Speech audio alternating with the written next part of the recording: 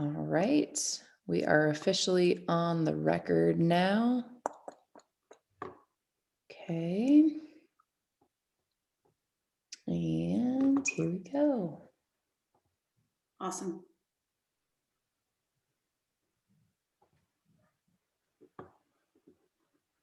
You like background music? We'll have to add that next time. Yeah, I can do that. I already thought I was being pretty fancy with my screensaver, but we can bump it up. Okay. All right, and then just a reminder, everyone else will stay muted, and then as you guys start to get into questions, of course, you can ask them to unmute. They should be able to unmute themselves and go back to mute afterwards. So just some silence. Hello, Kathy.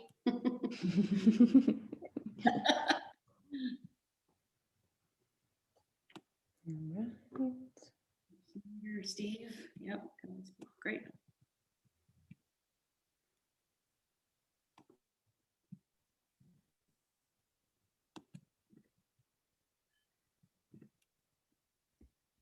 I think we're just getting everybody on here.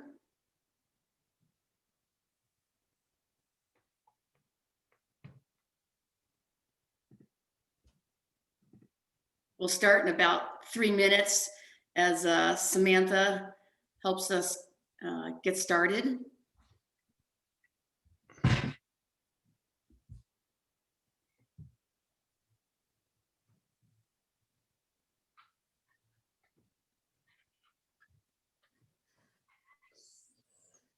Okay.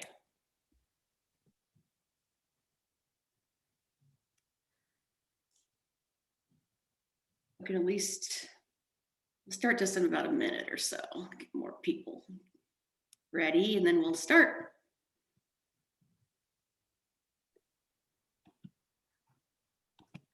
Is everybody up in the county, or is it snowing there, or are you all over the place? We're all over the place. I mean, I heard it's snowing up there. It's snowing a little here, and it's kind of cold. Yeah. I remember. You just feel the next storm. Definitely. Welcome everyone. Again, we're just waiting for a few more people to get on before we start.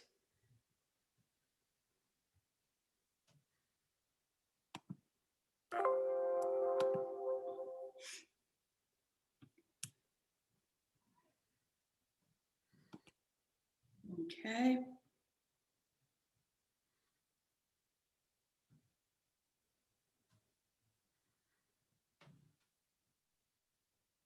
Yeah, Kathy, we're gonna have to come up with some good background music.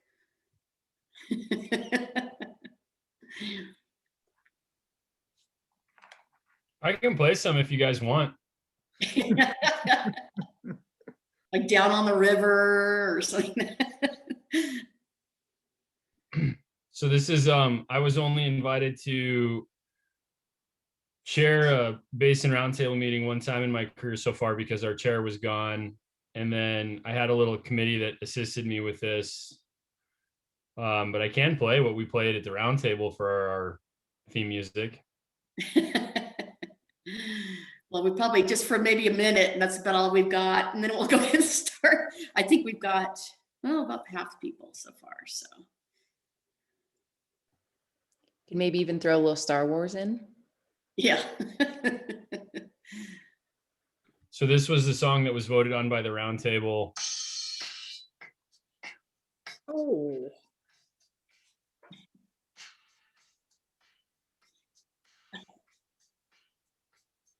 Hard to hear.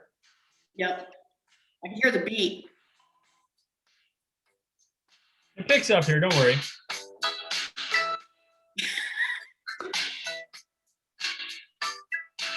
That song I was thinking of. Oh, that's cool.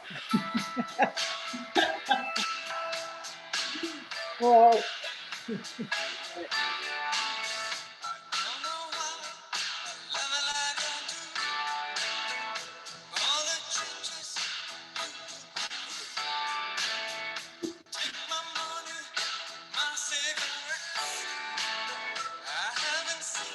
It's good waiting music. There you go. The concept was it was taking me to the river, and we found that to be appropriate. Well, thanks, Paul.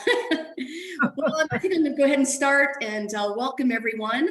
Thank you for joining Headwaters this afternoon for our speaker series.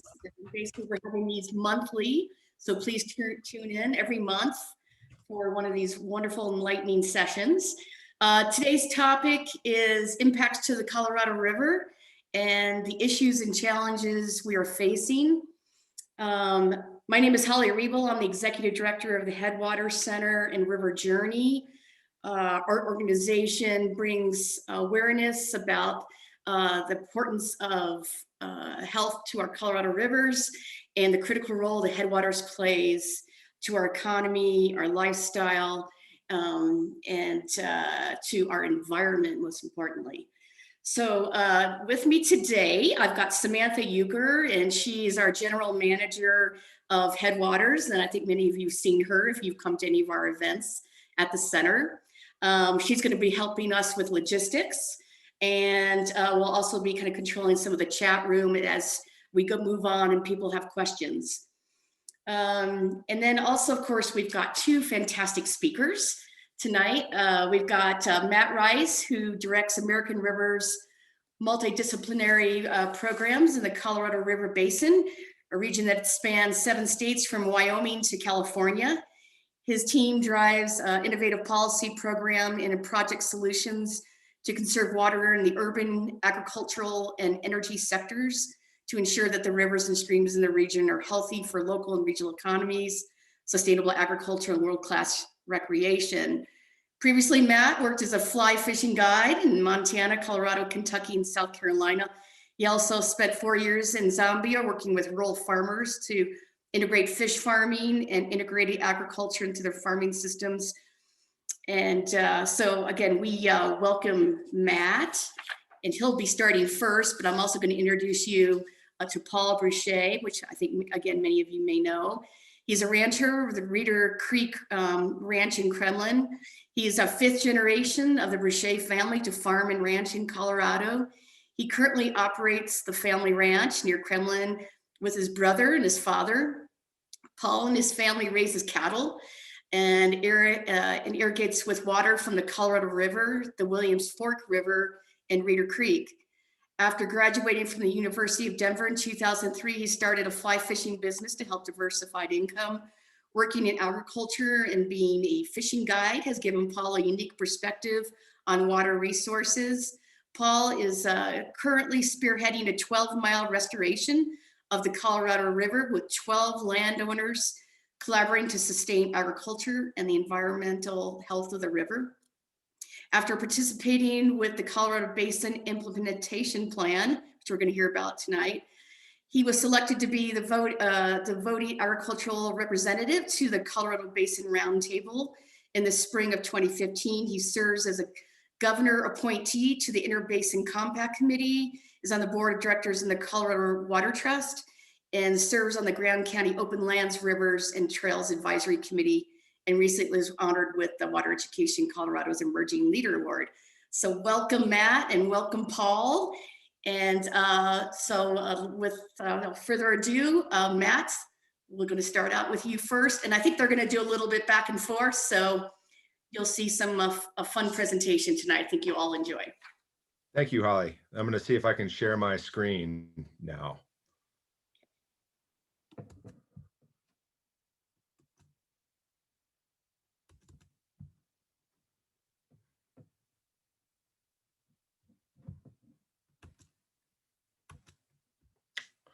All right. Can everybody see that all right? It's good. All right. Excellent. Well, thank you, Holly, for the introduction. And my name is Matt Rice. I'm the Colorado River Basin Director with American Rivers, and I'm based in Denver, Colorado. And if you can see me, excuse the backlit conditions. I'm locked in my basement as my 3 undersupervised kids are running around upstairs. I'm really excited to talk with you all today, and I think I'm gonna talk a little bit about American Rivers. Then I'm going to talk about the Colorado River and some of the issues it faces. And then I'm gonna tee up Paul Bruchez to talk about what he and his family have been doing in Grand County to preserve agriculture, the river, and the environment, and the kind of the global impacts that's having not only in Colorado but beyond basin wide. So American Rivers, we're a national river conservation organization. We're headquartered in DC. I'm based in Denver. We have staff all throughout the country. I've got staff in Glenwood Springs and Durango, New Mexico, and Arizona. We organize our work by river basin nationally. And I put up this picture because I just think it's a really cool picture. As you can see, this is a country that is quite literally kind of built on rivers, and just about everybody that lives in this country lives within about a half a mile at furthest from a river, a creek, or a stream.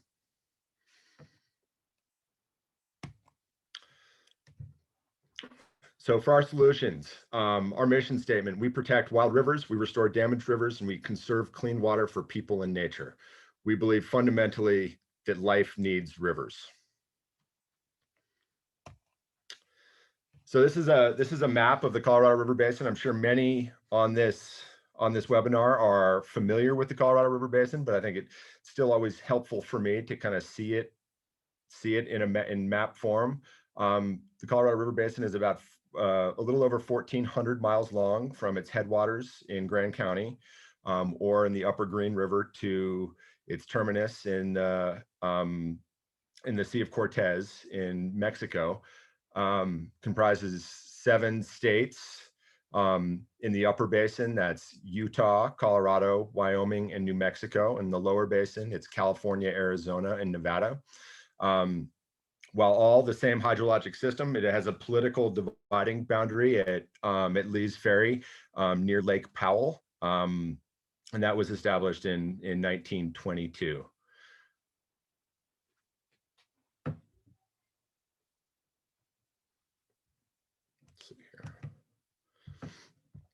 The river has incredible natural values. The river flows through 9 national parks. This is a great shot of probably its most famous national park, Grand Canyon National Park, and this is the confluence with the Little Colorado and the main stem Colorado.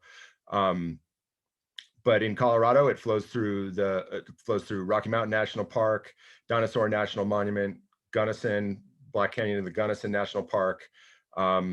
It's obviously significant natural resources that depend on the Colorado River. It's also incredibly important for agriculture. It irrigates about 5 million acres of agriculture. A lot of that is in Colorado, but all the way down to its end in Yuma, Arizona. And this is a picture of a farm worker in Yuma, Arizona. Yuma is a place that grows about 90% of our winter vegetables that the entire country depends on. So hugely, hugely important. And basin-wide agriculture uses approximately 75% of the water. It's not entirely consumptive, but about 75% of the water is dedicated to agriculture.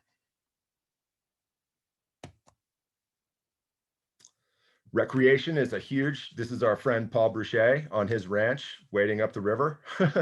A beautiful shot.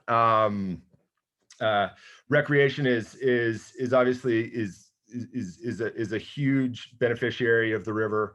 Back in 2011, a study was conducted that determined that the recreation economy in the Colorado River Basin was $26 billion a year and produced over 200,000 jobs. I think the number is actually quite a bit bigger. Last year, Business for Water Stewardship, an organization that many of us work with, completed a study that showed that the Colorado River in Colorado alone generated over $10 billion a year in recreational economic benefits. So it's a significant driver for our state economy, the economy on the West Slope, the economy for communities in places like Grand County, and certainly also for the country.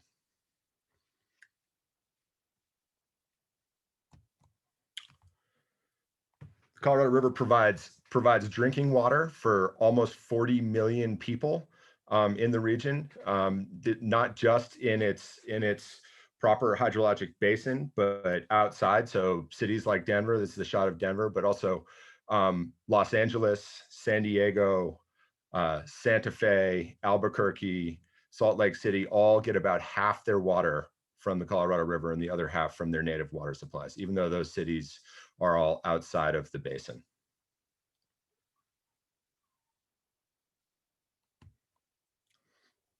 So in Colorado, this is a cool infographic we made a few years ago.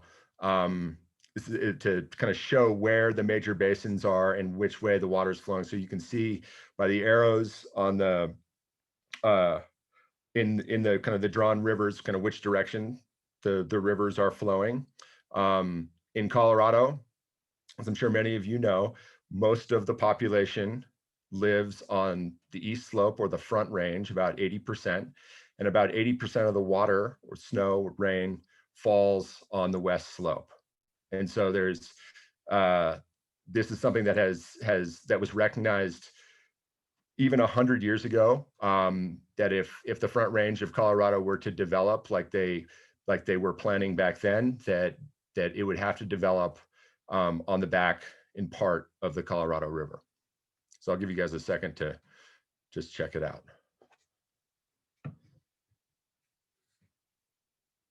And it's important to note too that Colorado is kind of the headwater state. It's the headwaters of the Colorado River, the Rio Grande, the Arkansas, and the Platte Basin.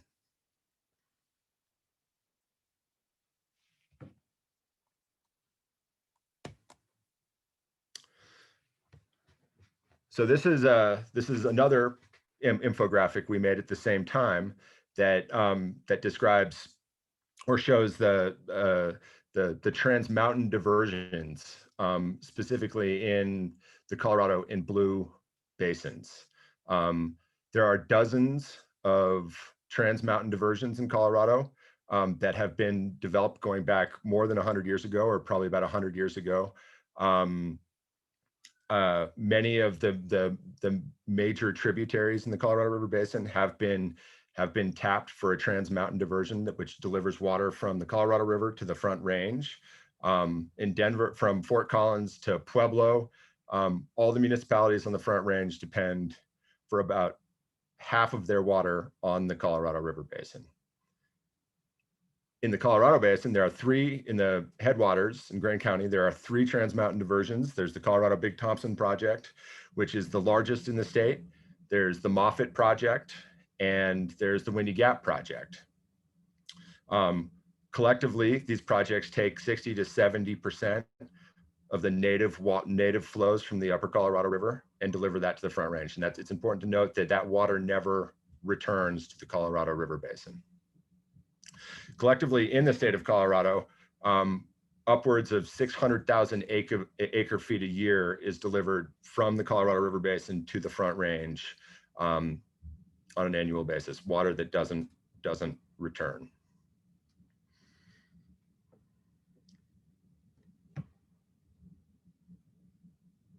So give everybody a second to just check out the infographic.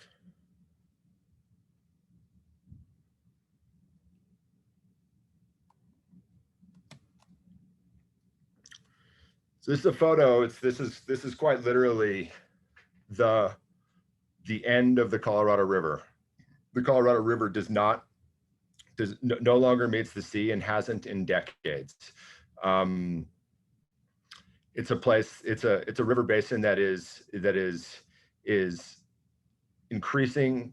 Water scarcity is increasing in risk significantly. Since 2000, approximately 19% of the flow has diminished in the Colorado River, which is significant.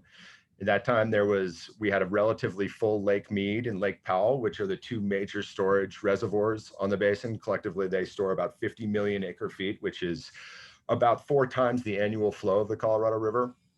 Since then, they have dropped to below 50% capacity. And so we really don't have any buffer to work with when it comes to our water supplies and delivering water to 40 million people and 5 million acres of irrigated agriculture. risk continues to increase. We're expecting significantly below average water deliveries to Lake Powell from the upper basin this year. And now is the time that many are working together to advance solutions to figure out how we live with a river that doesn't provide the water that it used to, and doesn't provide the water that it has been divided and managed and administered for. So things like, I'm sure some of you have heard the term demand management. It's a potential solution. It's a tool in the toolbox. It's an approach to water management that would allow us to use less water potentially. It's a program that would compensate on a voluntary and temporary basis water users to curtail their water use, to deliver that water downstream to Lake Powell to a protected pool of water that would protect the upper basin from potential administration or a compact call on the river.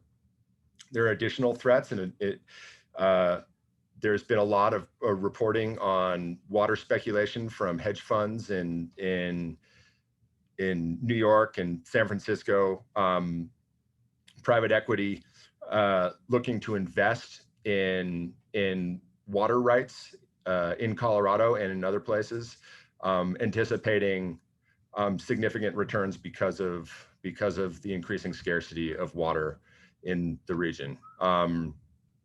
But climate change is really the most significant risk to the basin. This is a region that is warming faster than virtually any other region in the world. And the latest science suggests that our diminishing water supplies are a result not of lack of precipitation, snow, and rain, but because of increasing temperatures.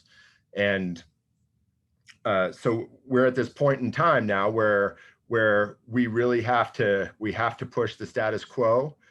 We have to figure out ways to do more with less water, and we have to do that in a way that preserves our quality of life, our environment, agriculture, and our local economies.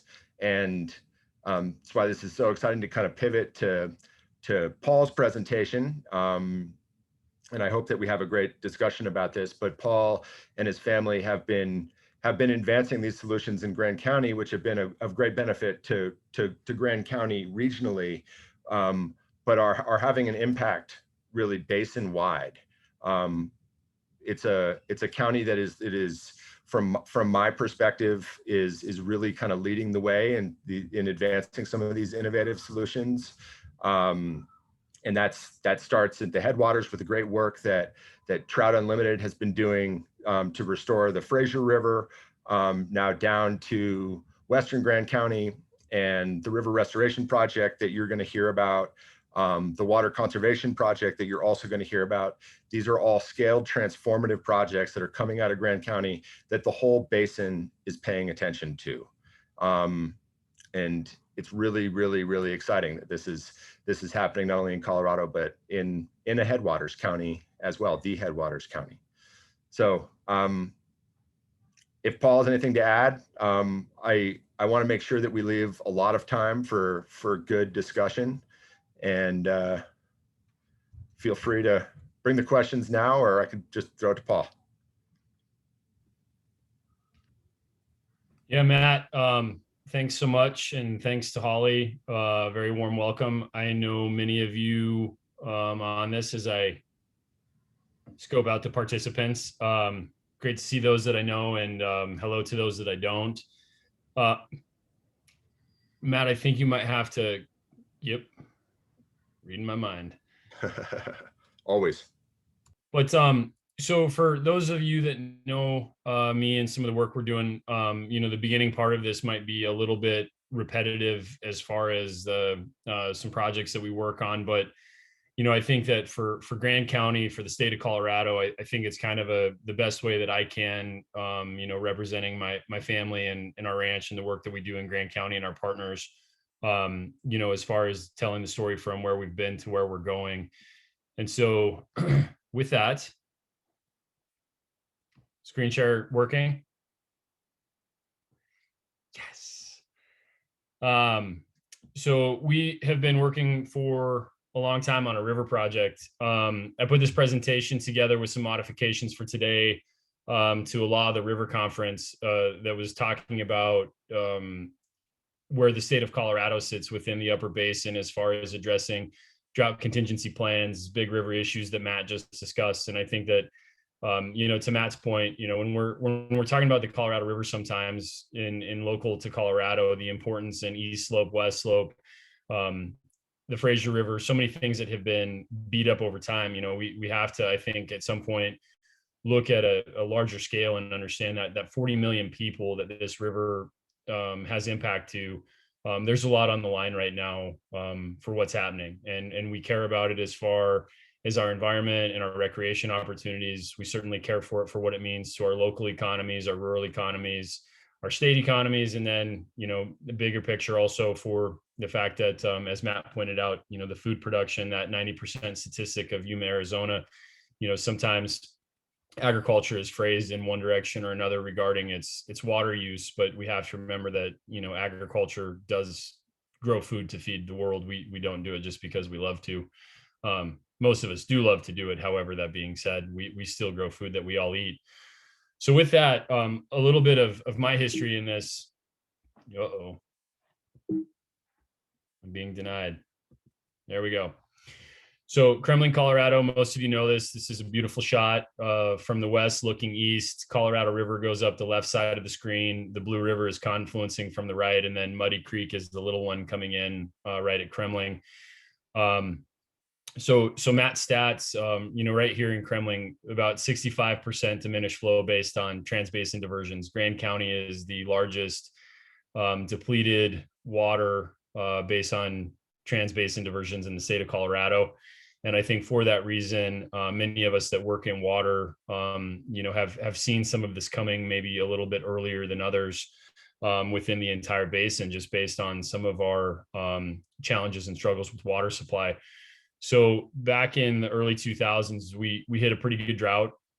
The group of landowners down here through the Colorado Big Thompson Project, Senate Document 80, we were called in that document the irrigators of the lands in the vicinity of Kremmling. We didn't make it up. So from here on in presentation, because that's a pretty good mouthful, I will refer to them as the ILVK acronym for irrigators of the lands in the vicinity of Kremmling. But we have contracts essentially with the Bureau of Reclamation and others that bind us together. Makes you need and have to love a neighbor. But based on that, we saw in arguably 01, certainly in 2002, 2003, 2004, 2005, we saw a very different river system on the main stem of the Colorado that had ever historically flown. And we kind of have to go back in history to evaluate that, where there was a point in time when, if you read through some of the documentation associated with the Colorado Big Thompson project, that really many in the valley were excited about the project based on it being a flood mitigation tool and a water control tool, because there was so much water at certain times that it actually worked the opposite way for ag production within the county. So all of these stacked together, often we refer to them as the concept of death by 1,000 cuts, not one particular project. But all of a sudden we saw for the first time the Colorado River in the early 2000s as a river system that was not working, certainly for our ag production. And then additionally, for the health of the river and being a person on the river and relying on it for income, we saw that shift in what was happening to our trout populations and what was happening in general. So to give you an idea, part of that ILVK, Bureau Reclamation, installed some fixed station pumps for all of us to irrigate with in certain locations in the river. This is a photograph in 2002.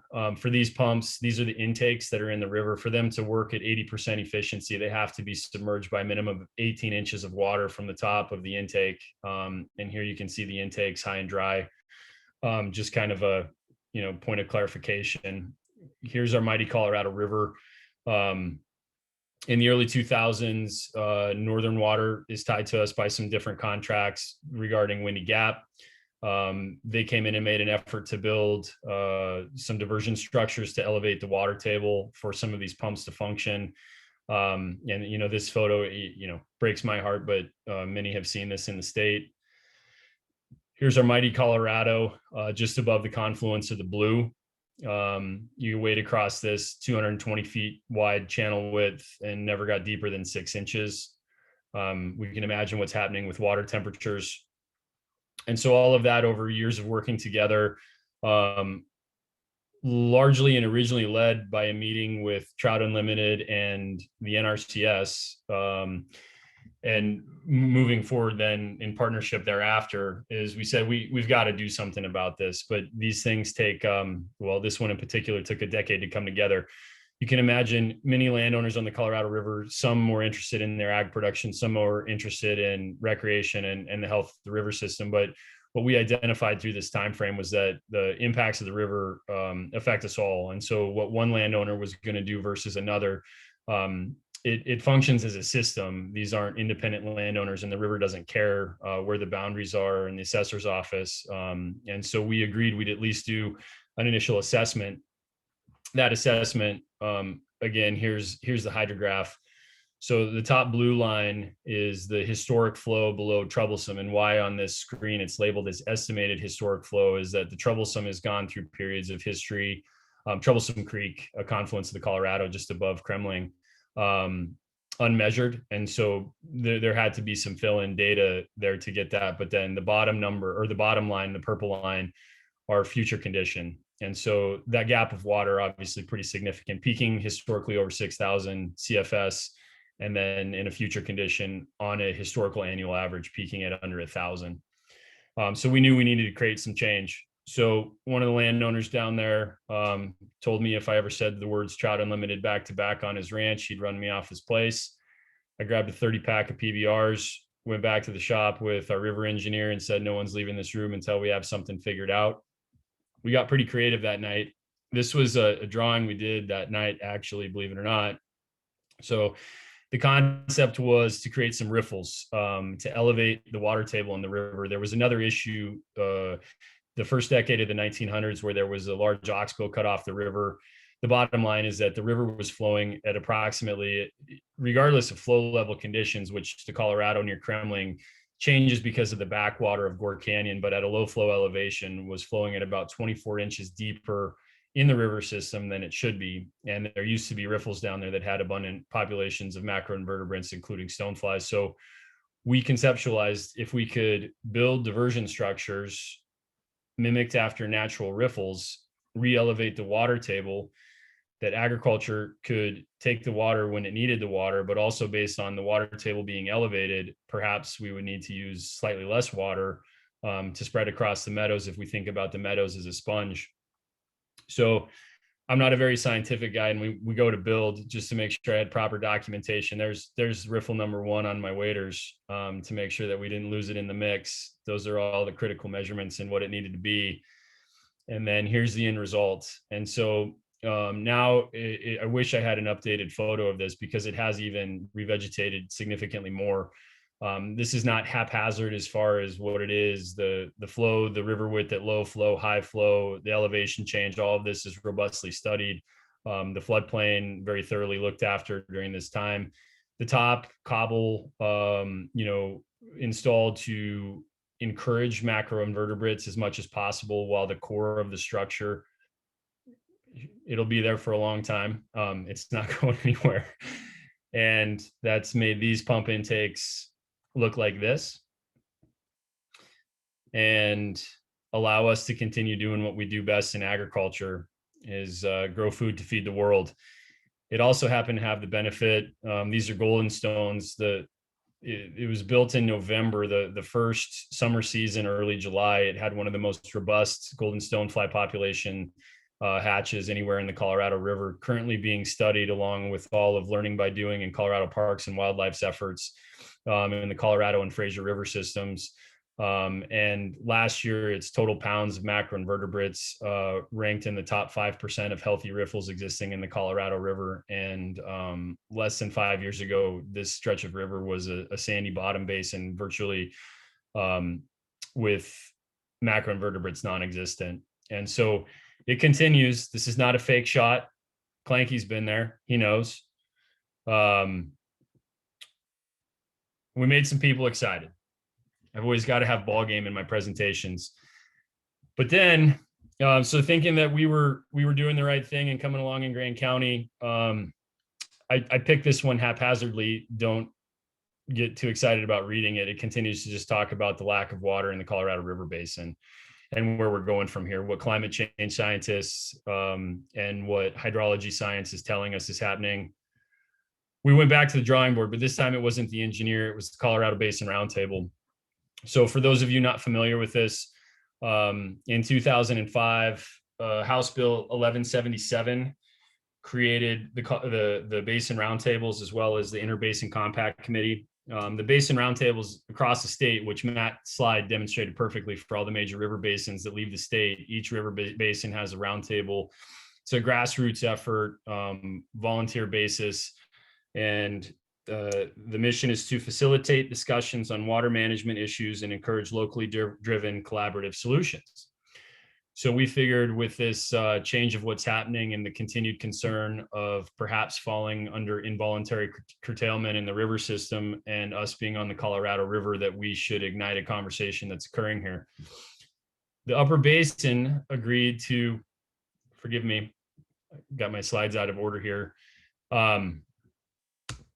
Let me regroup. So the Colorado Basin Roundtable, through the conversation of drought contingency planning for the Upper Basin, Matt mentioned the words demand management. It's a very specific concept that allows the Upper Basin to store 500,000 acre-feet of water in Lake Powell, and something that we set as an Upper Basin that we would evaluate the feasibility of. So the Colorado Basin Roundtable dug deep into it. I should say I've been the agriculture rep to the roundtable since 2015. The roundtable was a very large assistance in helping us fund the river work that you saw in some of the photos earlier. And so we dug in, we created a white paper, we created a committee on demand management, and we said we were going to have some conversations. That being said, a well-known scientist, Colorado State University, Dr. Perry Cabot, he had a very large concern for us. He works out of their West Slope facilities, primarily out of Fruita.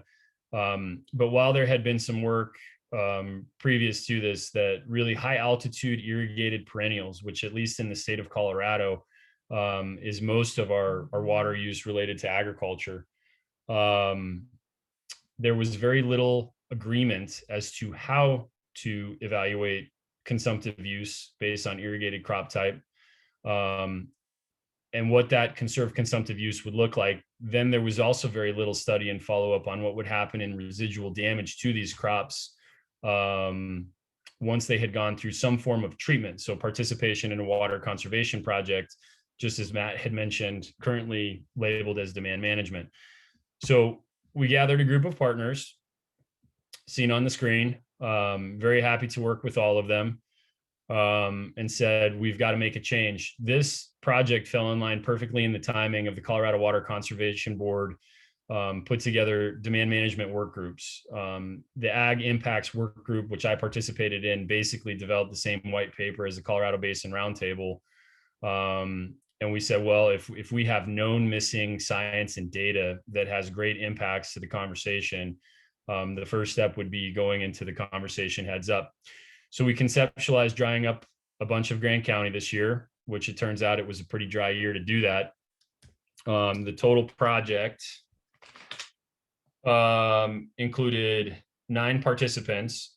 It was funded from the Colorado Water Conservation Board at $500,000, matched equally by many of the partners on the screen before, including Matt Rice, American Rivers, Trout Unlimited, and the Nature Conservancy.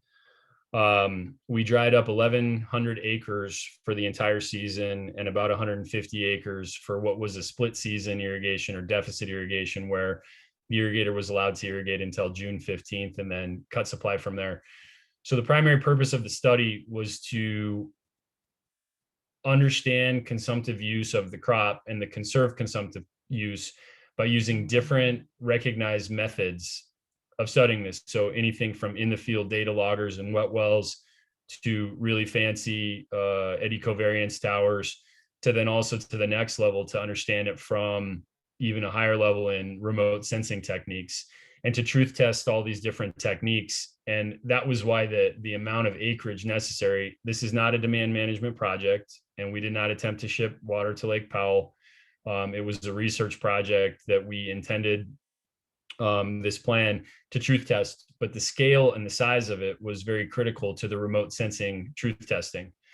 And so our friends at the Colorado Water Conservation Board, which those of you who are not familiar, and I'd be happy to share information later, should get in tune as we are working on Colorado Water Plan's first update. The Colorado River District stepped in as a project partner, which I personally know and love well, under water conservation plans to protect all the irrigators involved in the project with their water rights, that this would not be a ding to their historical consumptive use. And all of a sudden we have a project we went to work at.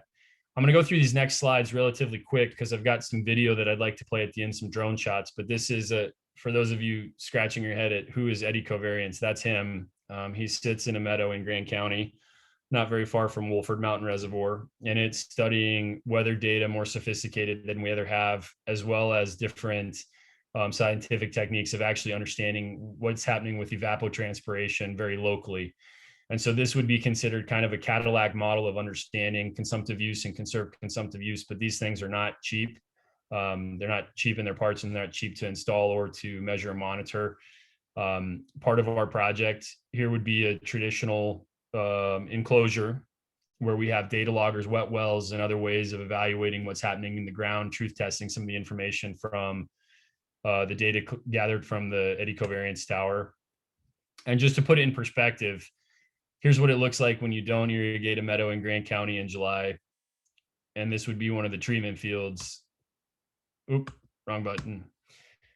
Here's what the reference field to the same meadow looks like when it's under its fully irrigated condition. So that drastic of a difference, these enclosures are less than a quarter mile apart from each other, and one is irrigated and one is not. And these are hay meadows that have historically been irrigated, just to kind of put in perspective. And then the scale, I think the scale is also something important to know about. You know, when we talk about 1,100 acres, some people are very in tune, others not so much, but this is a very big field, and what you're looking at right here represents about 350 acres of curtailed dryout for the season. I always have to show a picture of cattle because I do believe in feeding the world. And Matt played this slide, so I'm going to be really quick on it. Our efforts in Grand County, I could not be more proud of. I could not be more proud of the Colorado Basin Roundtable and their partnership with the Colorado Water Conservation Board, the Colorado River District, our other partners in American Rivers and Trout Unlimited and the Nature Conservancy. But you can see this is a pretty big area. And these efforts and projects in scale to the basin are relatively small. And, you know, when I look at this as an ag producer, we have a need now more than ever to figure out some longer term solutions, things that can be more sustainable, things that evaluate this in a more holistic capacity.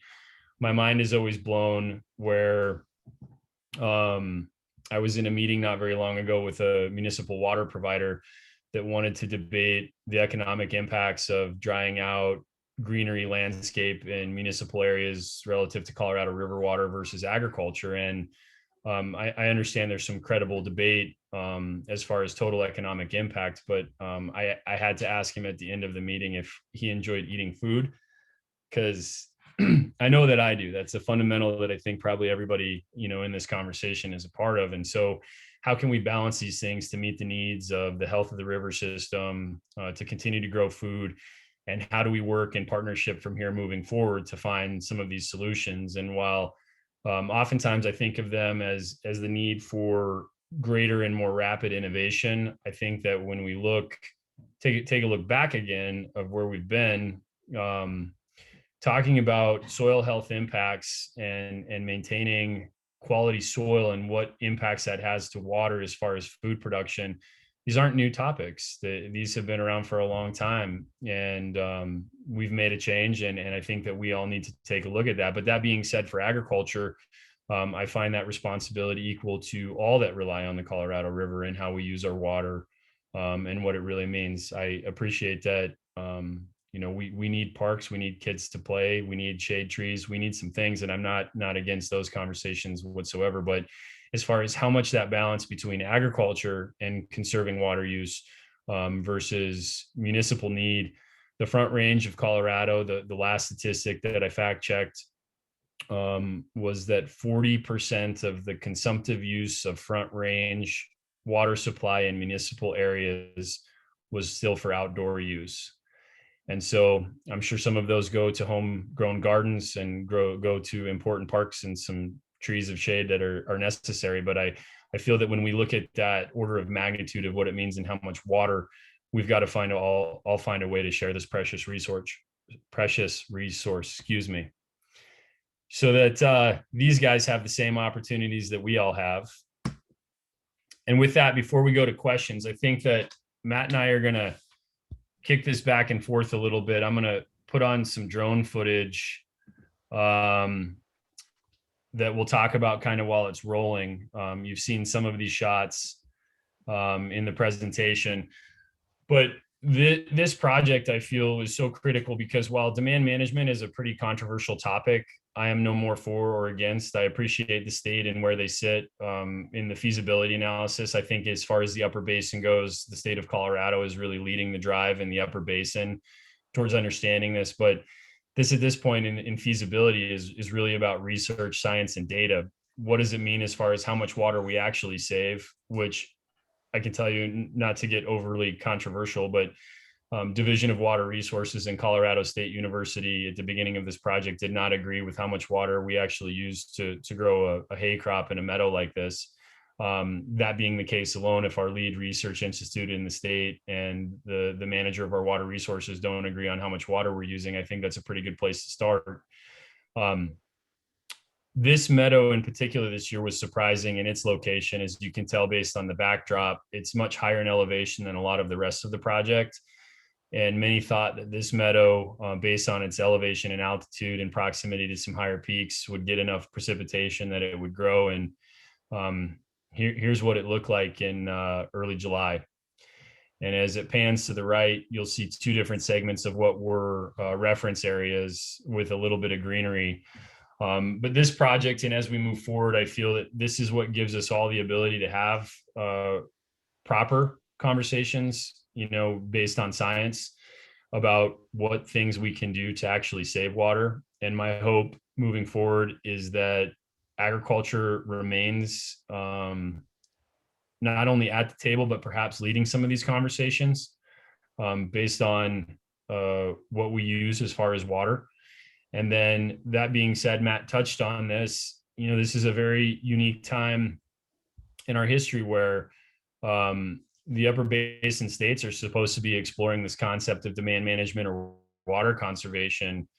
And I feel that the partnership and collaboration in the state of Colorado right now is still at a place where working with NGOs, working with certain philanthropic donors, be it foundations and personal individuals, there's still a place right now where I think there's a tree of trust that we can all get around and find some of these solutions. My personal feeling is that, moving towards a conversation of involuntary curtailment in the Colorado River is going to pin water users back to their corners and what it really means. And I hope it's a place that we don't go, because that conversation in our state for East Slope, West Slope is very significant. And then that conversation between the different stakeholder categories of agriculture versus municipal, again, and what that means for the environment, very significant. And so through being a participant in this, for over a decade now, I still believe that we have reasonable solutions out there, and still believe that if we work together, we can make this happen. But it's going to take these kind of partnerships where people like Matt, myself, and Kirk appreciate growing food and also appreciate catching some fish, and also appreciate our neighbors on the Front Range and what water under prior appropriation doctrine they have. But I feel now more than ever, it's time to find some of that solution mode, and happy to participate in that. And so with that, Matt, kick it to you if you have anything to add. And I might speed through a little bit of this. I really did want to demonstrate in this. Most people, when you're talking about, most of us call them hay meadows or our grass hay or whatever words we use. According to the scientists, we're not allowed to call them anything other than high altitude irrigated perennial ground, because there are more than grasses that grow here. Yeah. But that being the case, this is really in Greene County what they look like when we don't irrigate, and the impacts to that. And I feel that for all this stuff, the visuals are important to know. So when this goes from the brown and the short to the green, those will be the difference between the treatment fields participating in this project versus the reference fields that were irrigated fully. Yeah. Well, awesome presentation, Paul. And yeah, and I think that's something I was thinking about my words and not really emphasizing kind of how you finished it, is that, the challenges that the Colorado River faces are so immense right now.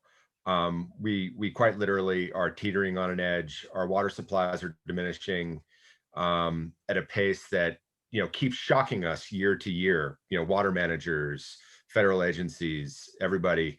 And, the only way we're gonna ensure a future for the river and the people that depend on it is if we work together and we collaborate. And these projects are remarkable in that respect. 10, 15 years ago, it's hard to imagine that Front Range water providers, Trans Mountain diverters, ranchers, conservation organizations, and the state would all kind of come together, pulling in the same direction to get these really important things done, not just for Grand County, but as models for the rest of the region. And that's due again to, people like Paul and his family, to Kurt Klenke, who I just realized is on the call when Paul called him out, and Trout Unlimited, who have invested a lot of time in coming up with these solutions. And now us, for the last 5 or 6 years or so, have the opportunity to kind of leverage and amplify these projects.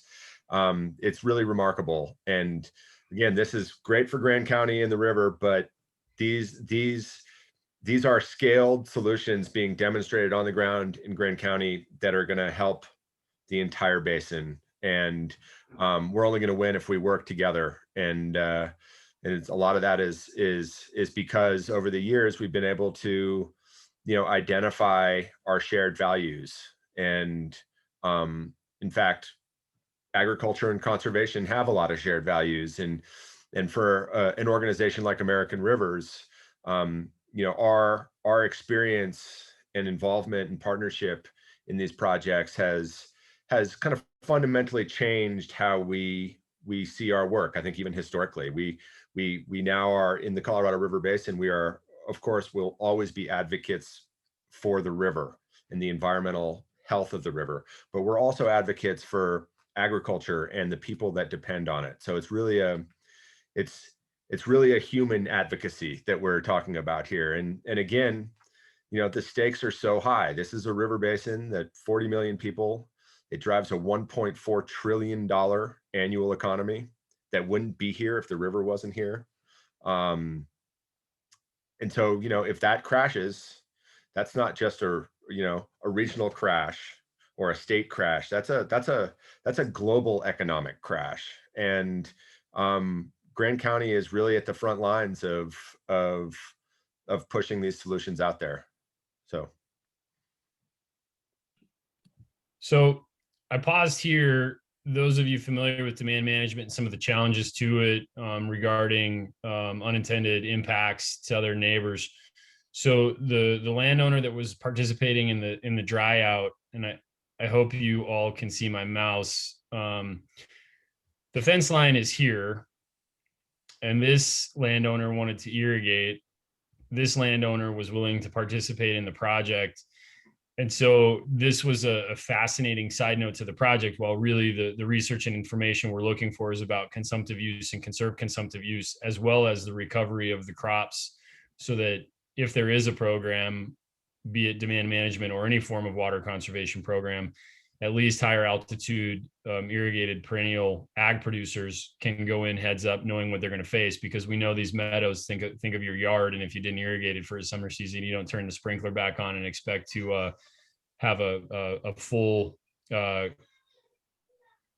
lovely grass that your grandchildren or children will be running around, and there will be some impacts. And so following up with that recovery is critical. But this was a fun part of the project, was to really be able to steer the downstream use of the water to then actually create one of the reference fields while we were still able to dry out some of the others. So there's a social science and social study component to this, to understand, what this all took, and talking to the producers and being a part, as well as robust impacts to wildlife, local creeks, streams. This project is being studied in about every capacity possible. This will be presented to the Colorado Basin Roundtable by the lead researchers involved on Monday, March 29th, this upcoming Monday, from noon to 4. The presentation specifically is at 12:15. Something fascinating is we included a meadow that many thought to be one of the more soil health productive meadows within the region in this study. And for purposes, this was not a full season curtailment. This was a split season. So what you're looking at now is part of the reference field, but then where we pan up to, we'll move into where one of the treatment areas was. And I apologize for the buzzkill, but we're not quite ready as project partners to let the cat out of the bag. But I think that all of you will be fascinated when we reflect on soil health and total production and tonnage of forage grown and consumptive use associated with agriculture, but then tie that all back into soil health. And then we look at the total volume of water. This is very intriguing to us all. And when we look at the soil health, now we get to have further conversation about not only impacts to what could be water savings and water conservation, but then we're talking a little bit even deeper holistically about carbon sequestration, nitrogen fixing plants, and what we're actually looking at more down the line of a conversation of regenerative agriculture and how interrelated these topics are. And so I hope with the research in hand from this project that we as project partners and others, continue, this robust evaluation of what we do. Because as Matt just said, the time and need, is hopefully now before we really hit a harder place. Yeah. So, sorry, go ahead, Matt. Go ahead, Matt. Oh, no, I'm great. Love to open it up to discussion. I think there's been some questions in the chat, but I think we have a small enough group to have a good discussion. Yeah, thank you so much for this fantastic presentation. I just shows you again all the players, all the collaborative efforts that need to happen to make our rivers healthier and to really help solve this issue. And it's going to take a lot of people and a lot of technology and some investments. So, but we do have a question from Steve Fitzgerald. He's we see in the chat room. Steve, do you want me to read it, or are you there to? Would you like to ask it yourself? Sure, happy to. And thank you all for this opportunity.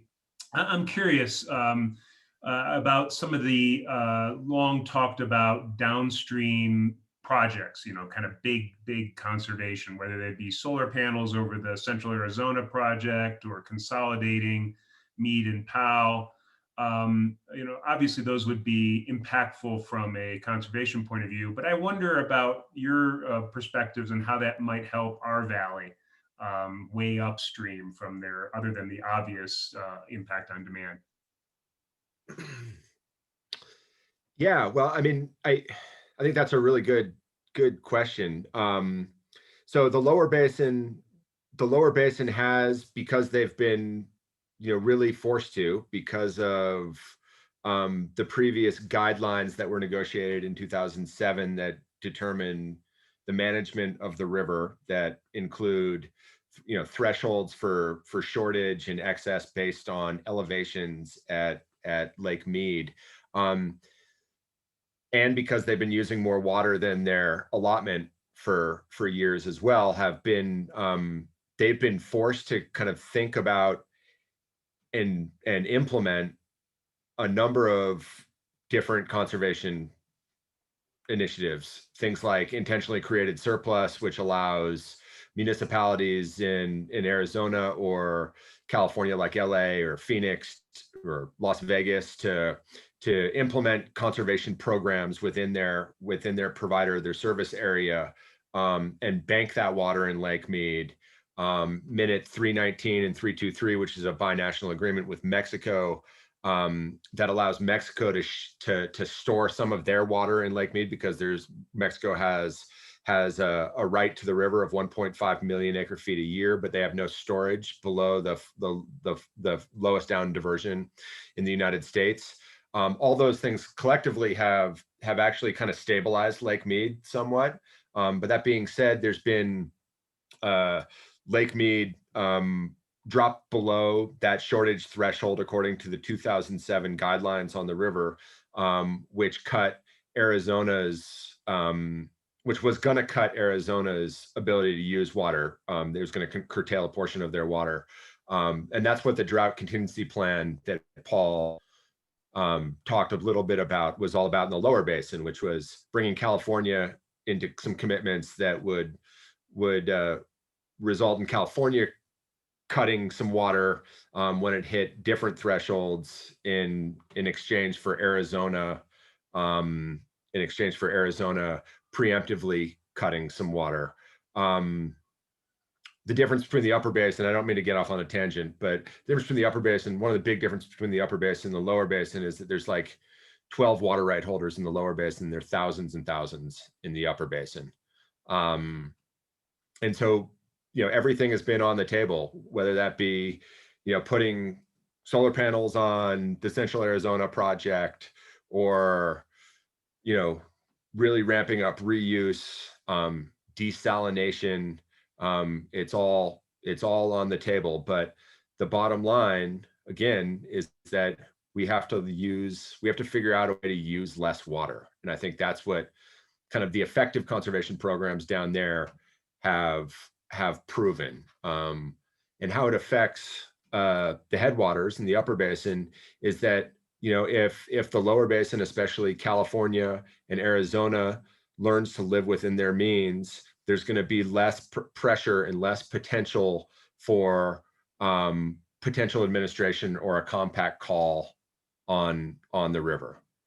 And what that means, that wouldn't necessarily be immediately bad, hydrologically bad for water users like Paul and others that have senior water rights, but it would potentially cut Denver and Northern. And one of the big political challenges we face in the basin, right, is that, again, 80% of the people live in these cities, live in Denver, live on the Front Range, that if there were a call on the river, it's hard to imagine the Front Range municipalities saying, okay, we'll cut off half of our water supplies so West Slope ranchers, senior water right holders, can continue to irrigate. That politically would not happen. And even these municipal water managers say that fairly publicly. When we fall off that cliff, I'm going to get my water. That's why we need to figure this out. And that's why we're, kind of the existential global reason why we're all working together to do what we need to do. I don't know if that answered your question. Appreciate your thoughts. We have also another question from Cole Powley. Cole, did you want to go ahead and ask your question, or I can read it either way? No. Well, Cole was asking, how would prioritizing more efficient irrigation practices, such as sprinkler or pivot irrigation, influence water levels, specifically in Grand County? Oh, I love the efficiency talk. Thank you for the question. So, part of the history of the Basin Roundtable that I think those of you interested in water, if you're not engaged with your roundtables, should definitely know. In 2015, the state created its first water plan, and that was largely based on input from each of the basins creating their own basin implementation plan. And it's right when I signed on board to participate with the Colorado Basin Roundtable as the ag representative. The conversation at the time very much were the handful of ag people in one side of the room, and then others in another side of the room, and talking about efficiencies. So we always have to segregate and understand the difference between an efficiency practice versus a true conservation practice, because oftentimes in agriculture, efficiency can actually increase total consumptive use, because it's maximizing the amount of water to the plant as needed to grow, and that can happen at lower altitudes, vegetables, fruits, etc., all the way up to above. So what efficiencies can mean is less diverted water from a river system or a water supply system, which, as most of you know, there are definitely over diverted rivers and streams, within Grand County and other locations in the state of Colorado, where efficiency practices can definitely be a help. As far as what that means to the long term of water supply, typically efficiencies don't solve that challenge. Efficiencies don't get more water to the upper basin obligation into PAL. And so where and when they're appropriate for some of these different tributaries in areas of river supply systems, I have no doubt and am for sure that they are correct and they should be practiced. There are other locations, and as we evaluate this, some of the science and research coming out of this water conservation project that we look at in the Colorado River Basin, in particular in the riparian corridor associated with this project, the whole reason at the beginning of my presentation I discussed the great acronym, the ILVK. Well, we came to be because we did not have water rights prior to the Colorado Big Thompson project, because the land's naturally flooded every year. Then with the Colorado Big Thompson project, they knew they were going to cut the peak of the hydrograph off, and therefore the lands would not naturally flood, and they were given Meadows Act water rights, primarily through fixed pump station locations, to then irrigate. So if we looked at taking the riparian corridor of the Colorado River and turning it into a series of sprinklers, I think it's pretty fair to say we would see two significant differences. And one is the plant species and the overall health and ecology of the corridor itself, because flood irrigators within a riparian corridor specific to the Colorado River and the Kremmling area are very much the replacement of what would be natural peak hydrology, and how these riparian corridors were shaped. But then additionally, the impacts of irrigated ground to being a vessel of groundwater return flow to the system is also a significant conversation. This varies so much in tributary to tributary soil type and what the general geology looks like that we can't have the conversation, I feel, from, in a responsible manner, talking about a blanket fix for what this is. But I would say that efficiencies definitely need to be a part of all of our solutions, especially regarding, river health and over diverted areas. But we need to be very delicate that we don't take those conversations too far and try and push everyone to it, because in some capacities, the water irrigation water return flows, have very different impacts. So if the entire upper Colorado in perspective from Gore Canyon upstream went to irrigation efficiency practices, I would say that in the months of September and October, you would see a very different river system from Gore Canyon going down based on total flow of the river, because how much of return flow is impacted from this. My family has been privileged to work in a particular study associated with understanding return flow in Grand County, and it's substantial as far as what it means on percentages. So I feel that, we have a great conversation to say we have to take it tributary to tributary. We know that there's some impacts that efficiencies can assist hugely, but we also need to understand what return flow and overall ecology and riparian corridors needs are before, there's some kind of conversation, which actually, if I was going to respond to the question before this, would be the same kind of dialogue. Is that's why I feel that us as stakeholders continuing to take action, not only through projects, but study and research to understand this stuff, so that we can help assist and guide policy rather than policy telling us what to do, is such a critical part of why water dialogue, and why it means so much to all of us, because it's nothing in water is a one size fits all. Yeah, and just on that point too, it doesn't, making your system as efficient as possible doesn't change how much water rights you have. And so you're going to rationally continue to put, unless there's an incentive or there's some protection, you're going to continue to use as much water as you used before. But yet now, depending on the situation, not as much of that water will return to the system. If that makes sense. It's clear as mud, probably. Yeah, and to clear up the mud, within Colorado, we have a right of diversion. It's not an owned right. It's a legal right of diversion, but the reality for all water stakeholders is it's the measured historical consumptive use that is actually what the owned water right is. And so that's Matt's clear as mud, is that when you're irrigating with a pivot, you might be, or if everyone's familiar with a circle pivot or a sprinkler system, you're using that water much more efficient, and you're diverting less, which again can be very healthy for different rivers, streams, tributaries. But the consumptive use of that crop that's going and applied to the field, if you're doing it as scientifically as possible to maximize crop production, typically maximizing crop production also increases yield and consumptive use. So we've got, two different conversations. It's always important to remember efficiency versus conservation, differences regarding specific water application.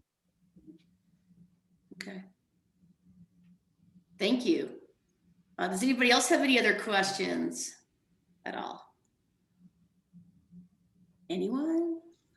I just applaud the presentation. Hey, Kirk.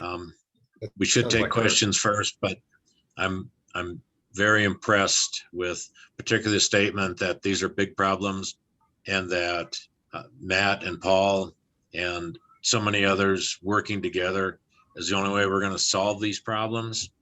We can't fight over water anymore. It's gotten out of hand. So thank you guys for that presentation. It was excellent. Yeah. Thank you. I thank you guys for all the time and your effort, and I'm looking forward to having these guys come back further, just because we have there's so much to go over when we talk about water, and so there's not enough time. But one of the things I want to invite everyone to is, the next few of these monthly speaker series programs, we'll be discussing about drought and drought preparedness. And Kirk is very involved and chairs one of the committees here in Grand County. But we are going to be hearing from Denver Water and what they're doing, working with other municipalities, and what they're working on in terms of drought preparedness, which I think a lot of people will be really interested in hearing and asking questions.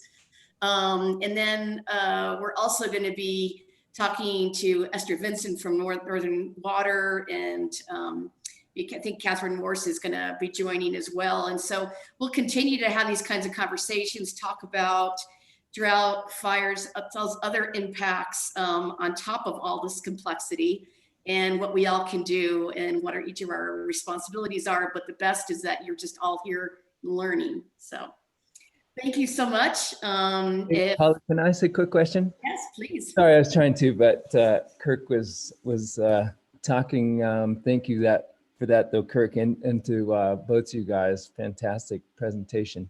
I just was thinking, Paul, when you were talking about efficiencies and those not panning out downstream in the size that makes a difference really on something like a compact call. Have any of you guys seen information on those efficiencies and conservation savings on the urban side, and in my mind, obviously, we did a lot of work at Headwaters, on this kind of what you talked about, Paul, the low hanging fruit there in the urban areas with outdoor landscaping, et cetera. But given the obvious population growth on the Front Range, on the Wasatch, all these areas, I guess number one, have you seen those efficiency numbers? And number two, just to get your expert opinion, where do you think the low hanging fruit is for education in those urban areas? I'd love to answer, Matt. You want to go first? Because I got to talk to Chip about this. Yeah, well, I mean, you go ahead, Paul. Let me think about it for a second. I think that, just kind of one big broad statement about efficiencies. There's no doubt. I think there are a couple different layers to this, and there's no doubt that we need to modernize the entire system. That is a huge part of the solution. We are many producers, even cities are depending on water infrastructure that's decades, if not 100+ years old, right? So that's a different, that's a different conversation than replacing flood irrigation with pivot sprinklers or drip, and that's going to require, many billions, if not trillions, of dollars to do, from the top of the basin to the bottom of the basin, and that's going to have to happen. And as far as education goes, I kind of hate to frame it this way, but at least from my perspective, I see a lot broader kind of public understanding of these issues, in large part because of the drought and kind of the impending crisis that we're facing. And I think humans, one of our many downfalls, right, is that we have a hard time proactively doing anything until we're like actually falling off that cliff, because we bicker and we fight and everything is political, especially when it comes to water. But I see that kind of incrementally changing a little bit when it comes to public education, and that's not only people doing right by the resource in their own homes, but it's also applying more political pressure to their elected leaders, getting more engaged, making sure that this is a kind of a top line issue. But we need more and more and more and more of it. I mean, I think one good example of kind of where at least we saw this amplified on the West Slope over this past election season was the passage of ballot measure 7A, which is going to generate $5 million a year annually for healthy rivers, productive agriculture, watershed health, clean water, for the Colorado River District. And that campaign, kind of the folks that were involved in that campaign, we invested a lot of resources and time and energy and thinking into that kind of mass public outreach and education on a kind of a West Slope scale, a 15 county scale, which is still pretty significant, especially for the Colorado River, because about 70% of the Colorado River rises in the river district's jurisdiction. And we saw that actually change, and we measured it scientifically and quantitatively.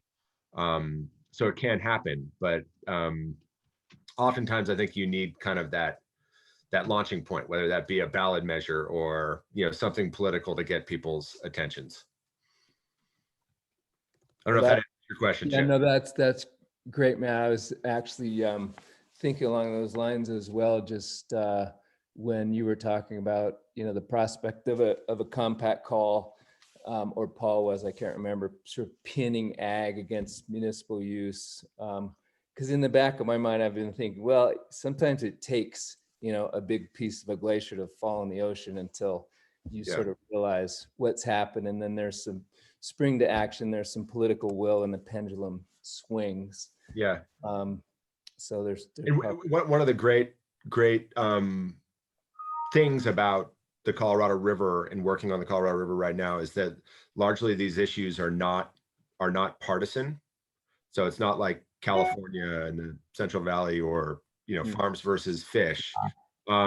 But as scarcity increases, I could certainly see it going that way, not necessarily Democrat versus Republican, but rural versus urban, which, you can see how that's going to go. And part of our role, and I think, Kirk can probably support this, as NGOs, is to really kind of keep this kind of coalition together, kind of advancing in the same direction, and compromising when we need to, holding our partners accountable when we need to, but doing it in kind of a trusting environment, and being sensitive and understanding our shared values. So Thanks, Matt. All right, Paul. Good to see you, Chip. I would only add that, again, it's back to the water dialogue of the, not one size fits all regarding water, because, trans-basin water having the ability to fully be consumptively consumed versus return flow water in a natural river basin, and what that means. So, if we think of our trans-basin diversion partners, the more efficient they are with water, if that would potentially allow for water savings within our basin, that's very true. But then secondary impacts, depending on where those projects are located, to then downstream use of that water supply, both agriculture and municipal, downstream of where they are, then, it weaves the web of how complex, the water conversation is. And so it makes it challenging. But I think that's why, back to the story of the roundtables, why I believe so much in this is it's, participating in the Colorado Basin Roundtable for the last, decade plus, just to understand the Colorado River from, Grand County to Mesa County has been overwhelming for me to understand, much less do I understand, fruit and vegetable growers on the Front Range and their water supply systems, and then what it means to them. And then oftentimes in the Colorado River, we feel that we're faced with this, incredible heavy lifting task of understanding water conservation, and then reflect back to the Rio Grande. And they've been basically participating in demand management for decades, only to find significant drought to undo a lot of what has been done and accomplished over a larger period of time. And so, each basin and system is so unique, but that's where those kind of conversations, and on the public education and outreach, it's fascinating to me that, so many people who do not rely on water as far as a job, because we definitely all rely on water, but as far as a job role, these things, they just are not in tune with. And I think that most people in this state, where they could find water savings on a voluntary basis, would be happy to do so if they understood how critical and important the supply to demand gap is at this point in time. And so we all have to find ways to work together. And again, going back to Matt's partnership, now is the time. Well said. Great. Anybody else have any questions or comments, or? No. And I put my email in the chat if folks want to reach out to me independently too. I'm always open. That's great. And then also, just to let everyone know, if you go on our website, if you go to headwatersriverjourney.com or Headwaters Center, and you go under water events, you'll see basically a recording of this whole entire session, this program, and with other information too on both Matt and Paul. And if you have any questions, I'd be happy to, that you have later on, I'd be happy to forward them to them. So thank you everybody for participating. I really appreciate it. And please tune in on April 22nd for our next speaker series. Thank you. Take care, guys.